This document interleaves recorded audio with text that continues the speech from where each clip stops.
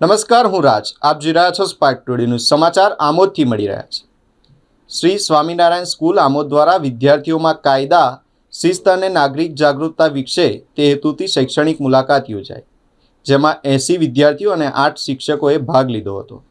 વિદ્યાર્થીઓએ આમોદ પોલીસ સ્ટેશનની મુલાકાત લીધી, જ્યાં પોલીસ ઇન્સ્પેક્ટર આર.બી.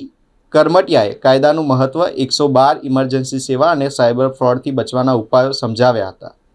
પોલીસ સ્ટેશનના વિવિધ વિભાગોની પણ મુલાકાત કરવામાં આવી. ત્યારબાદ વિદ્યાર્થીઓએ આમોદ તાલુકા ન્યાય મંદિરની મુલાકાત લીધી, જ્યાં ન્યાયાધીશની ભૂમિકા, વકીલોની ફરજ અને કેસ પ્રક્રિયા અંગે માહિતી આપવામાં આવી.